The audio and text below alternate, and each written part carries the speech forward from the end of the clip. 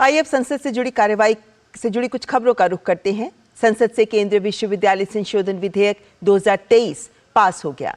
बुधवार को राज्यसभा में चर्चा के बाद सत्ता पक्ष को इस विधेयक को पारित कराने में कामयाबी हाथ लगी, जबकि लोकसभा इस बिल को पहले ही पारित कर चुकी है। और इसी के साथ तेलंगाना और आंध्र प्रदेश में आदिवासी विश्वविद्यालय खोलने का रास्ता साफ हो जाएगा।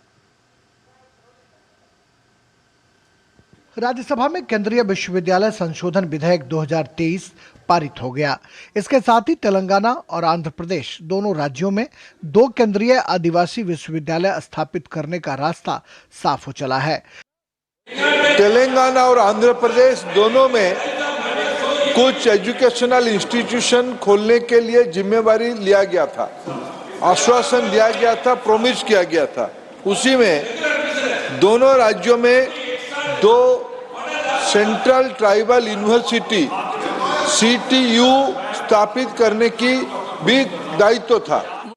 राज्यसभा में केंद्रीय अनुसूचित जनजातीय कार्य मंत्री अर्जुन मुंडा ने केंद्रीय विश्वविद्यालय संशोधन विधेयक 2023 पर हस्तक्षेप करते हुए कहा कि भारत सरकार विश्वविद्यालयों के जरिए आदिवासी क्षेत्रों में शिक्षा के स्तर को बढ़ाने पर काम कर रही है।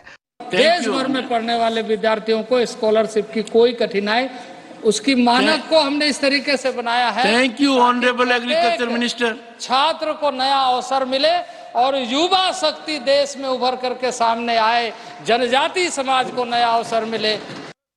केंद्रीय शिक्षा मंत्री ने राज्यसभा में विश्वविद्यालय संशोधन विधेयक 2023 पर चर्चा का जवाब देते हुए कहा कि देश में पिछले 10 सालों में अनुसूचित जाति, जनजाति और खासतौर से अल्पसंख्यक वर्ग के लोगों में शिक्षा के स्तर में तेजी से वृद्धि हुई है और मोदी सरकार ने यह सुनिश्चित भी किया है कि जो रिक्त पद आरक्षित वर्गों के लिए है, उन पर उन्हीं वर्गों के लोगों को नियुक्ति सुनिश्चित की जाए। सेंट्रल एजुकेशनल इंस्टीट्यूशंस रिजर्वेशन इन टीचर्स कैडर एक्ट 2019 को लाया गया, जिसमें यह तय किया गया कि संविधान में प्रदत्त जो अधिकार है SC, ST, OBC के लिए, उसको उच्च शिक्षण संस्थान की प्राध्यापक पदों में नियुक्ति में सुनिश्चित किया जाएगा। केंद्रीय विश्वविद्यालय संशोधन विधेयक पर चर्चा के दौरान विपक्ष ने लोकसभा में हुई घटना के विरोध में सदन से वॉकआउट किया। इस पर नेता सदन पीयूष गोयल ने कहा कि यूनिवर्सिटी अमेंडमेंट बिल के जरिए आदिवासी यूनिवर्सिटी बनाए जाने वाले महत्वपूर्ण कदम पर चर्चा करने की बजाय विपक्ष गैर जिम्मेदाराना व्यवहार कर सदन से वॉकआउट करके क्या दिखाना चाहता है। यह उचित नहीं है और यह विपक्ष का रवैया आदिवासी विरोधी रवैया है। इसके साथ ही राज्यसभा से निरसन और संशोधन विधेयक 2023 पारित कर दिया गया। लोकसभा इस बिल को पहले ही पारित कर चुकी है। जल, जंगल और जमीन के लिए हमेशा संघर्ष करने वाले आदिवासी समुदाय के लिए केंद्रीय विश्वविद्यालय खोलने का फैसला किसी सपना साकार होने से कम नहीं है।